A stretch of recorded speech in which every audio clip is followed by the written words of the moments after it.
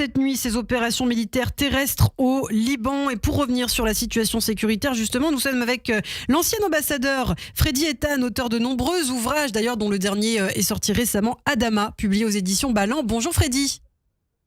Bonjour Ilana. Merci beaucoup Freddy Ethan d'être avec nous ce matin sur Radio J comme chaque mardi. Alors effectivement, des opérations militaires terrestres lancées cette nuit après l'élimination il y a quelques jours de Hassan Nasrallah. Alors est-ce que nous sommes justement à un tournant historique après la mort de ce terroriste ?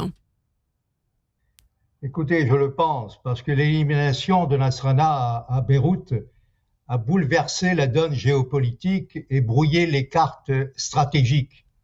Vous savez, après les défaillances du 7 octobre, Israël redevient une forte puissance régionale, respectée dans la jungle du Moyen-Orient. Certes, la guerre n'est pas achevée et les menaces sont omniprésentes, mais nous assistons à un tournant historique dans ce conflit, car notre dissuasion est désormais plus forte que jamais.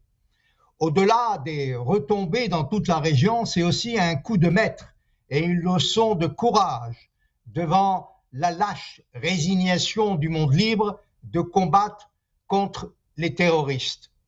Nous sommes les pionniers d'ailleurs dans ce combat et il est temps de nous féliciter et de nous encourager au lieu de nous condamner et nous critiquer systématiquement.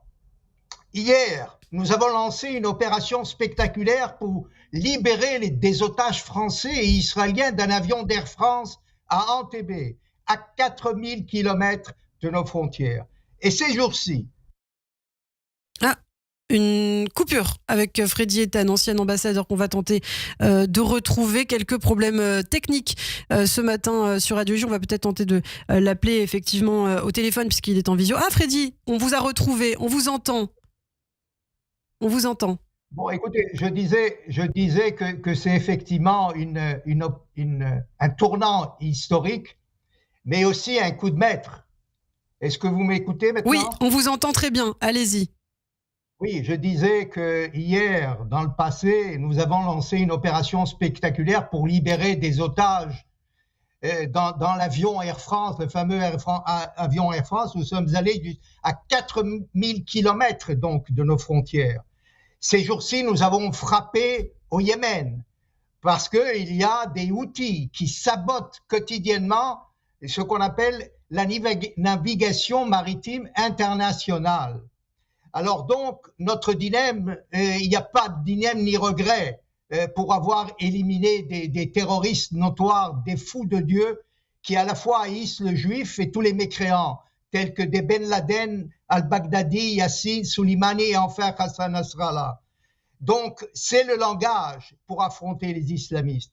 Aucune pitié pour celui qui viole, tue et massacre des vieillards, des femmes, des enfants innocents au nom d'une religion. Alors, pour pouvoir mettre le Hezbollah hors d'état de nuire et ramener tous les déplacés israéliens dans leur foyer, Tsahal, comme vous l'avez dit, a lancé cette nuit une incursion terrestre limitée dans le temps et l'ampleur, car c'était nécessaire pour éradiquer la force d'élite du Hezbollah installée le long de la frontière, démanteler donc toutes les infrastructures d'attaque. Et vous savez, les Américains, enfin, approuvent. La bataille sera très rude et les combats seront acharnés, corps à corps. La topographie est aussi différente, contrairement à Gaza. Et cette unité qu'on appelle Radwan est bien équipée, telle une véritable armée. Le but est de frapper très fort et faire exploser tous les bastions et les tunnels. Ce ne sera pas une partie de plaisir et nous risquons de nombreuses pertes. Nous n'avons pas le choix devant l'impuissance du monde occidental. Hélas, nous sommes seuls dans ce combat juste et légitime. Et notre lutte est aussi dans l'intérêt des Libanais, des peuples syriens et iraniens. Nous devrions donc saisir cette opportunité pour remodeler la carte géopolitique et les alliances avec le monde sunnite, l'Arabie saoudite entre autres, mais aussi avec les chrétiens d'Orient qui ont connu le calvaire des djihadistes. Alors réveiller chez nos voisins les opposants et la jeunesse, offrir aux générations futures un nouvel ordre régional pacifique, relancer les accords d'Abraham pour résoudre également le problème palestinien. Évidemment, ce n'est pas utopique, car une volonté diplomatique et politique sera importante. Et c'est pour ça que nous avançons nos pions diplomatiques pour espérer enfin un meilleur avenir dans notre région et en Israël. Shana Tova. Shana Tova, Freddy Eitan, une très bonne année à vous. Merci infiniment. On vous retrouve chaque semaine. À la semaine prochaine. Radio J.